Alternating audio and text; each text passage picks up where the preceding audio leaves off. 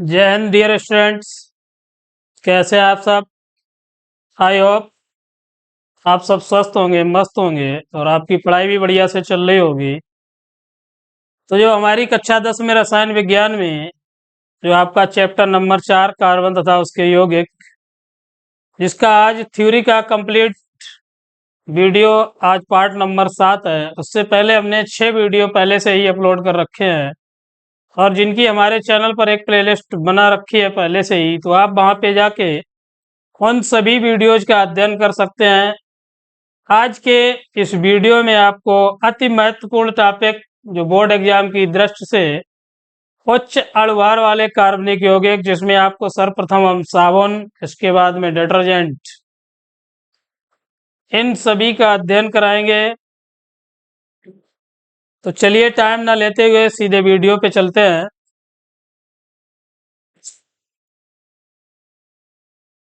देख रहे हैं स्क्रीन पे आप कि उच्च अणुभार वाले कार्बनिक यौगिक साबुन या अपमार्जक।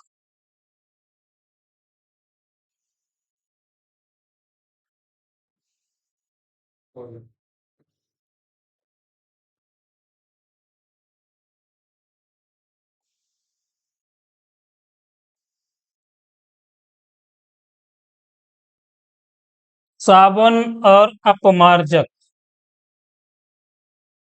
तो साबुन और अपमार्जक से आप सभी परिचित हैं, क्योंकि हम दैनिक जीवन में साबुन और जो हमारा डिटर्जेंट पाउडर या जिसे हम अपमार्जक कहते हैं, तो हम सभी यूज करते हैं। आपका जो साबुन है, जो टिकिया देखते हैं या नहाने वाले साबुन, तो जो उच्च अणुभार, अणुभार कैसा है? उच्च उच्च अणुभार वाले मोनोकार्बोक्सिलिक अम्लों के, उच्च अणुभार वाले मोनोकार्बोक्सिलिक अम्लों के सोडियम या पोटेशियम लवण, कौन कौन से हमने बताए? सोडियम या पोटेशियम। उच्च अणुभार वाले मोनोकार्बोक्सिलिक अम्लों के सोडियम या पोटेशियम लवण साबुन कहलाते हैं। अब अपमार्जक, तो लंबी श्रृंखला वाले कार्बोक्सिलिक अम्लों के अमोनियम तथा सल्फोनेट लवण, लंबी श्रृंखला वाले कार्बोक्सिलिक अम्लों के अमोनियम तथा सल्फोनेट लवण अपमार्जक कहलाते हैं। तो अपमार्जक की लंबी हाइड्रोकार्बन श्रृंखला का निर्माण तेल या वसा, जो तेल है या वसा, इन दोनों से ना होके सीधा किससे होता है? पेट्रोलियम से। तो जो आपका साबुन है मोनोकार्बोक्सिलिक अम्ल, जिसमें सोडियम और पोटेशियम लवण, ये सभी तेल या वसा से निर्मित किए जाते हैं। लेकिन जो आपका अपमार्जक या जिसे हम डिटर्जेंट बोलते हैं, उसका तेल या वसा से ना होकर पेट्रोलियम से सीधा निर्माण किया जाता है। अब साबुन या अपमार्जक का निर्माण, तो साबुन और जो अपमार्जक है आपका, तो साबुन देखिए वसा अम्लों के ग्लिसरॉल एस्टरों को, जो वसा है आपकी, तो वसा अम्लों के ग्लिसरॉल एस्टरों को जलीय सोडियम हाइड्रोक्साइड के साथ, जो कास्टिक सोडा हमने बताया है, अम्ल क्षार में आपको हमने कास्टिक सोडा पढ़ाया था, तो सोडियम हाइड्रोक्साइड के साथ गर्म करने पर साबुन का निर्माण होता है और इस अभिक्रिया को हम साबुनीकरण कहते हैं। तो जो आपका साबुन है वह वसा अम्लों के ग्लिसरॉल एस्टर एस्टर के साथ जलीय सोडियम हाइड्रोक्साइड या जिसे हम कास्टिक सोडा के नाम से जानते हैं, के साथ जब गर्म करने पर हमें क्या प्राप्त होगा? साबुन।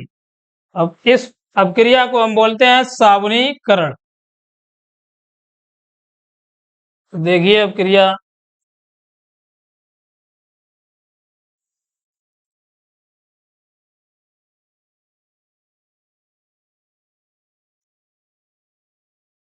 वसा प्लस सोडियम हाइड्रोक्साइड,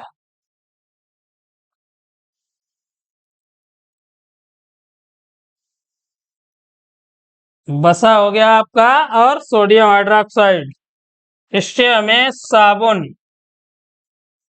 प्लस में क्या प्राप्त हो रहा है? ग्लिसरॉल। ग्लिसरॉल।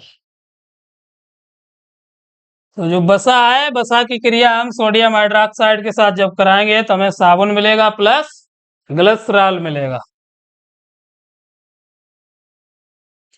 अब देखिए फार्मूला,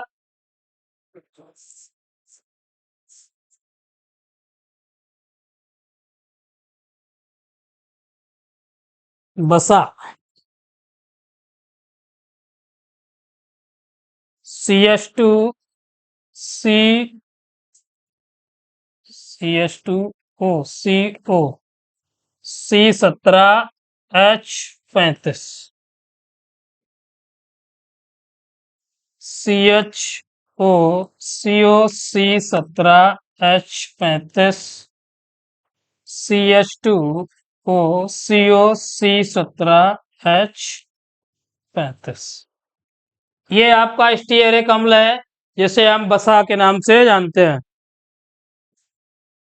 अब इसकी क्रिया हमने बताया आपको किससे, सोडियम हाइड्रोक्साइड। तो सोडियम हाइड्रोक्साइड NaOH। तो बसा की क्रिया जब हम सोडियम हाइड्रोक्साइड के साथ कराएंगे तो हमने क्या बताया आपको, ग्लिसरॉल मिल रहा है और साबुन। तो साबुन आपका C17H35 COONA सोडियम हाइड्रोक्साइड है, तो सोडियम लवण प्राप्त हो रहा है, प्लस आपका क्या है, ग्लिसरॉल। तो glycerol CH2OH CHOH bond CH2OH। तो सह उत्पाद के रूप में हमें ग्लिसरॉल प्राप्त हो रहा है। इधर सोडियम हाइड्रोक्साइड के 3 अणु और इधर आपको साबुन के भी 3 अणु प्राप्त होंगे। अब आपकी अपक्रिया भी संतुलित है क्योंकि देख रहे हैं C17H35 यहाँ पे 3 अणु हैं, उधर हमें 1 प्राप्त हुआ था, तो 3 का गुणा करने पर, तो इधर आपका जब सोडियम में 3 का गुणा हो जाएगा, सोडियम हाइड्रोक्साइड गड़बड़ हो जाएगा, तो इधर भी 3 का गुणा। तो जब कास्टिक सोडा के 3 अणु ले रहे हैं तो हमें साबुन के भी 3 अणु प्राप्त हो रहे हैं। तो नोट कीजिए अपक्रिया, इंपॉर्टेंट अपक्रिया है, एग्जाम की दृष्टि से पूछी जाती है 2 नंबर में,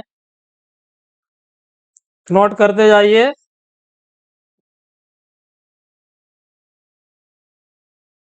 चलिए नेक्स्ट देखते हैं अगला टॉपिक क्या है। साबुन के अणु की संरचना।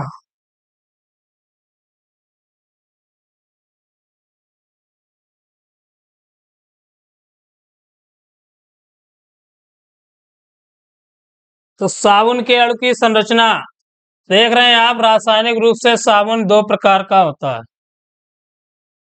तो नंबर 1 लिखा है आपका अध्रुवीय हाइड्रोकार्बन भाग और नंबर 2 है ध्रुवीय हाइड्रोकार्बन भाग। तो अध्रुवीय हाइड्रोकार्बन भाग है जो आपका, यह बसा में विलय होता है। बसा तो आप जानते ही हैं सब कि जितने भी जिसमें चर्बी, फैट,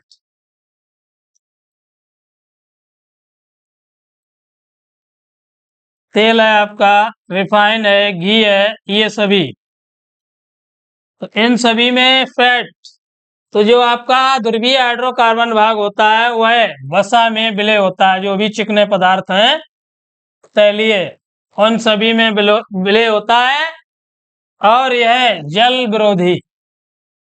तो जो अध्रुवीय हाइड्रोकार्बन भाग है आपका, अध्रुवीय हाइड्रोकार्बन भाग, यह वसा में तो विलय होता है लेकिन जल का विरोध करता है।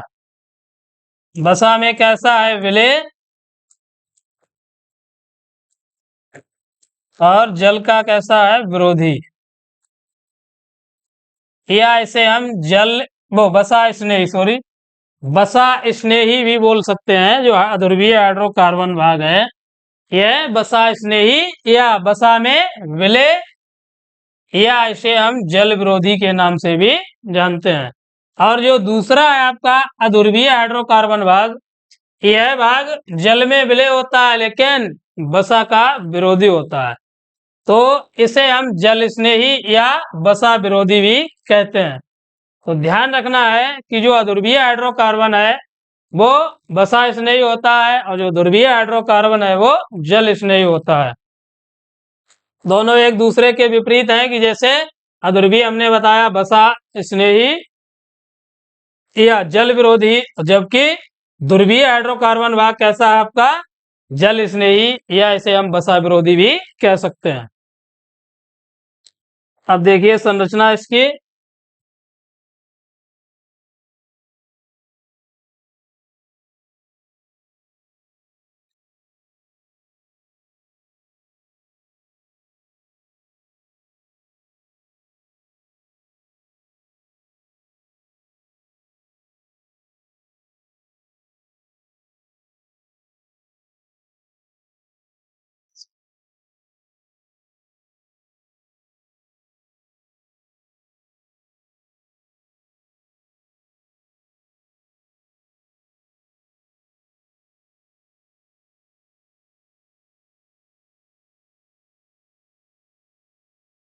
सूत्र हमने बताया अभी आपको साबुन का, जो सोडियम लवण है C17H35COO अब देख रहे हैं आप इसमें ये वाला भाग जो है इसका C17H35COO अब सोडियम प्लस है और ये क्या है C17H35ONA। तो ये भाग जो ऋणायन भाग है ये कैसा है, जल विरोधी है आपका।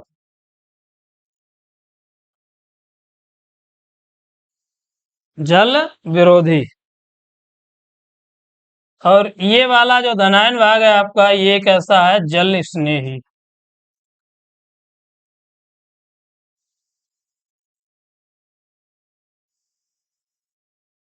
तो ध्यान रखना है जो स्टीयरेट है आपका सोडियम स्टीयरेट साबुन का, उसमें आपका जो ऋणायन भाग है वो जल विरोधी है और जो धनायन भाग है वो जल स्नेही है। तो बना लीजिए जल्दी से। चलिए नेक्स्ट।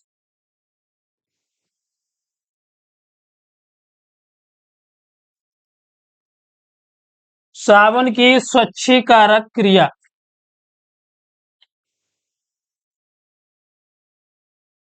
तो साबुन से हम जो कपड़े साफ करते हैं वह किस प्रकार होते हैं, तो वही स्वच्छीकारक क्रिया ये भी पूछ दी जाती है। पिछले वर्ष एग्जाम में, इस वर्ष भी पूछी गई, पिछले वर्ष भी पूछी गई। तो जो देखिए स्वच्छीकरण या स्वच्छीकारक क्रिया आपकी कि साबुन को जल में घोलने पर यह है ऋणायन कोलाइडी कणों के रूप में एकत्रित हो जाते हैं। इन कणों में कार्बोक्सिलेट आयन का ध्रुवीय ऋणावेशित सिरा, जो ध्रुवीय और अध्रुवीय अभी हमने बताए थे आपको, तो जो आपका ध्रुवीय ऋणावेशित सिरा जल की ओर आकर्षित रहता है, जबकि अध्रुवीय हाइड्रोकार्बन श्रृंखला के केंद्र की ओर एकत्रित होकर एक संरचना का निर्माण करता है। तो जो आपका ध्रुवीय भाग है वो जल की ओर आकर्षित रहता है, शेष जो अध्रुवीय भाग है वो एक जो आपका सेंटर होगा उसकी तरफ एकत्रित होकर एक संरचना का निर्माण करता है, जिसे हम मिशेल कहते हैं। मिशेल ध्यान रखना है, मिशेल से भी पूछ देता है, मिशेल के नाम से। तो जो आपका ध्रुवीय हाइड्रोकार्बन भाग है वो केंद्र की ओर एकत्रित होकर एक श्रृंखला का निर्माण करता है, जिसे हम मिशेल कहते हैं। इस कारण पानी में इमल्सन क्या बनता है, इमल्सन का निर्माण होता है।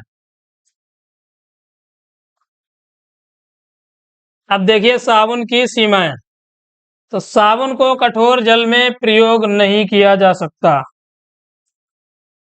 जो साबुन है आपका उसे कठोर जल में प्रयोग नहीं किया जा सकता, क्योंकि कठोर जल में उपस्थित कैल्शियम तथा मैग्नीशियम आयन साबुन के साथ धुंधला अवक्षेप, कैसा अवक्षेप बनाएंगे, धुंधला अवक्षेप बनाते हैं। साबुन जलीय विलयन में प्रयुक्त नहीं किए जा सकते, क्योंकि अम्लों के साथ अविलेय बसीय अम्ल अवक्षेपित हो जाते हैं, जिससे हमारे जो कपड़े हैं उन्हें क्या होगी, हानि होगी या क्षति पहुंचेगी, तथा वह शोधन प्रक्रिया को बाधित करते हैं। तो जो हम कपड़े साफ करते हैं उसमें हमारे कपड़े को भी क्षति पहुंचेगी और उसके साथ साथ जो आपकी शोधन प्रक्रिया मतलब सफाई प्रक्रिया है उसमें भी बाधा उत्पन्न होगी। अब देखिए एक सच्ची कारक का जो मिसाइल बन रही है आपकी उसका चित्र बनाते हैं।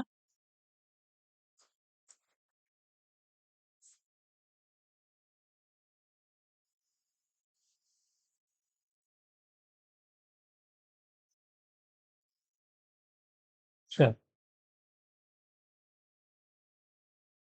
ये रहा आपका केंद्र बिंदु देखिए।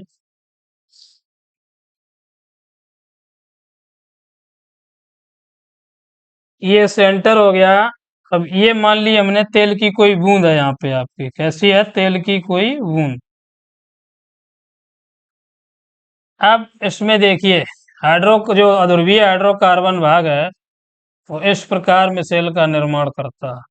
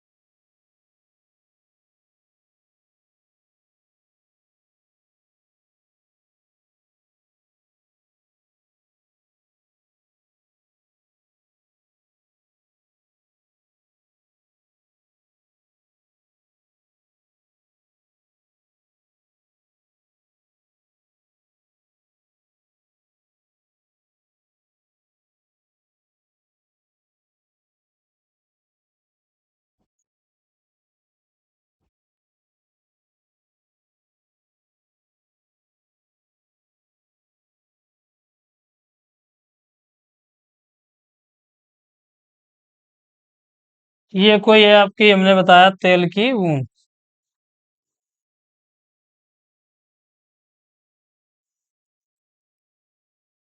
और जो इधर साइड में आपको दिख रहा है ये sodium ion, Na+, Na+, Na+, ये सभी क्या है आपके सोडियम आयन। ये है आपकी तेल की बूंद। इस प्रकार जो स्वच्छीकारक या मिसाइल फेना बनता है देखते हैं आप, इसी प्रकार बनता है। ये चित्र पूछा जाता है एग्जाम में, तो बढ़िया से बनाना सीखना है आपको, तो बना लीजिए जल्दी देखते हैं अगला टॉपिक। चैप्टर एंड है आपका जी। कल आपको इसके जो बहुविकल्पीय प्रश्न है उन सभी का कंप्लीट मिलेगा पीडीएफ। इसके बाद आपका अगला टॉपिक अगला सब्जेक्ट जो है विज्ञान में वो भौतिक विज्ञान, क्योंकि आज ये थ्योरी का लास्ट वीडियो है कार्बन तथा उसके यौगिक का। चलिए देखते हैं अगला टॉपिक क्या है। लिखा है साबुन से अधिक अपमार्जक के लाभ। तो साबुन से अधिक अपमार्जक के लाभ, तो लिखा है कि कृत्रिम अपमार्जकों के निर्माण के लिए जो आर्टिफिशियल आपके डिटर्जेंट पाउडर बनाए जाते हैं तो उनके निर्माण के लिए वनस्पति तेल या वसा, तेल या वसा वनस्पति तेल जो भी वनस्पतियां देखते हैं आप अपने दैनिक जीवन में, सूरजमुखी है, मूंगफली है या अन्य जो भी सरसों है, अलसी है, इन सभी के तेल या वसा की आवश्यकता नहीं होती है। अतः मानव खपत में तेल तथा वसा की बचत में सहायता करते हैं। अगर हम वनस्पति तेल या वसा से डिटर्जेंट का निर्माण करेंगे तो वो जो मानव की खपत है, लिखा है मानव खपत में तेल, तो मानव को तो तेल चाहिए ही चाहिए खाने के लिए या वसा, तो वह क्या करता है कि अगर हम वनस्पति तेल या वसा को छोड़कर किसी अन्य पदार्थ से जब इसका निर्माण करेंगे तो वसा और तेल जो मानव खपत है उसके लिए सहायता करेगा।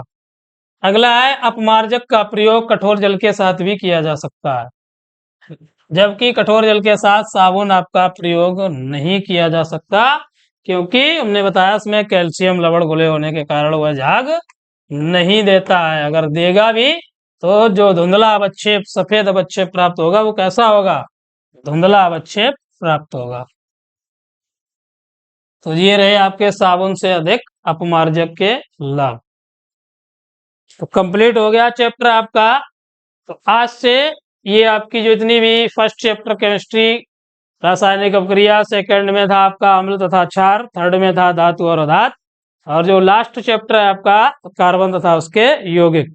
तो टोटल की हमने एक प्लेलिस्ट बना रखी है, तो आप वहां पे जाके सभी वीडियोज का अध्ययन करके अपनी केमिस्ट्री बढ़िया से पकड़ और मजबूत बना सकते हैं। अगर किसी प्रकार की कोई भी समस्या आती है तो आप हमारे व्हाट्सएप नंबर 8853243603 इस पे संपर्क कर सकते हैं।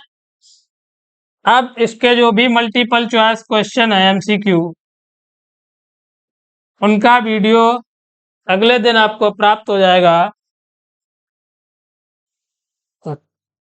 अब नेक्स्ट आपका जो होगा वो भौतिक विज्ञान की क्लास कंटिन्यू चलेगी। तो आज के वीडियो में बस इतना ही। मिलेंगे अगले वीडियो में। अगर वीडियो अच्छा लगे तो प्लीज लाइक, सब्सक्राइब और शेयर करें। जय हिंद,